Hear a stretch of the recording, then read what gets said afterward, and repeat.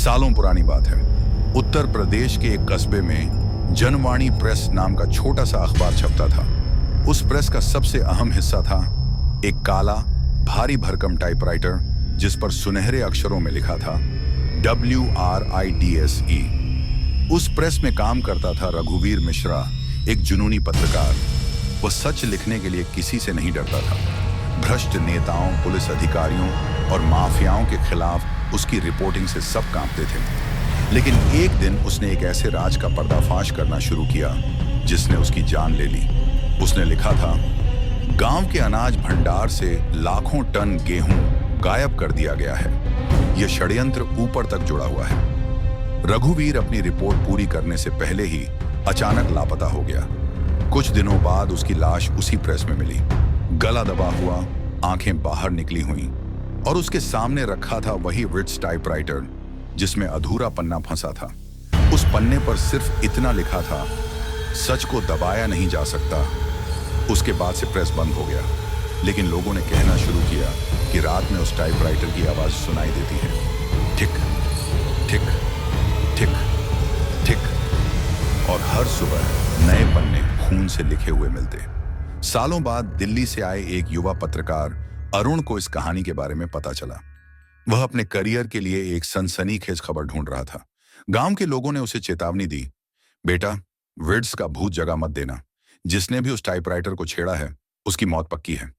लेकिन अरुण नहीं माना। वह आधी रात को अकेला उस वीरान प्रेस में पहुंचा। अंदर घुप अंधेरा था।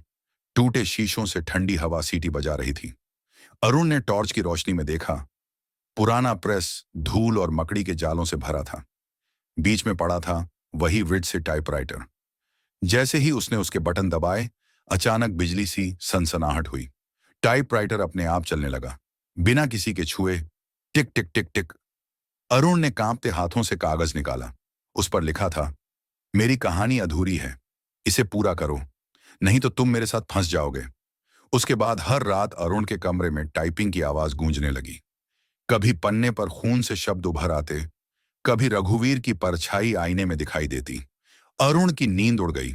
धीरे धीरे उसका शरीर कमजोर होने लगा, आंखें लाल और चेहरा पीला पड़ गया। गांव वालों ने कहा, अब तू बच नहीं सकता, रिडसे का भूत तुझे अपनी गिरफ्त में ले चुका है। अरुण ने ठान लिया कि वह रघुवीर का सच पूरा करेगा। उसने पुराने दस्तावेज, गुप्त फाइलें और गवाहों से बातें करके पूरी रिपोर्ट तैयार की। आखिरकार उसने रात को वही रिपोर्ट टाइप करने के लिए विड्स पर बैठा। जैसे जैसे उसके उंगलियां टाइपराइटर पर चलती, कमरे में अजीब सी ठंडी हवा भरती जाती। अचानक टाइपराइटर की हरकत तेज हो गई, जैसे किसी और की अदृश्य उंगलियां भी उसके साथ लिख रही हों। आखिरी लाइन पूरी हुई। भ्रष्टाचार और हत्या के पीछे वही लोग थे जिनका नाम कभी उजागर नहीं हुआ। पन्ना खत्म होते ही प्रेस की सारी खिड़कियां जोर से खुल गईं। एक चीख गूंजी और अरुण ने देखा, रघुवीर की आत्मा मुस्कुराते हुए उसके सामने खड़ी थी। उसने धीरे से कहा, धन्यवाद, अब मेरी आत्मा मुक्त है। इतना कहते ही वह धुंध में गायब हो गया। सुबह गांव वालों ने देखा कि प्रेस के दरवाजे खुले हैं। अंदर टेबल पर अखबार की तरह बंधा हुआ पूरा दस्तावेज पड़ा है, लेकिन अरुण कहीं नहीं था। कहते हैं उसी दिन से विड्स टाइपराइटर चुप हो गया। पर आज भी कस्बे के लोग फुसफुसाते हैं, जिसने रघुवीर का सच पढ़ा वह अरुण की गुमशुदगी का रहस्य भी जान जाएगा। कहानी अच्छी लगी हो तो चैनल को लाइक करो यार।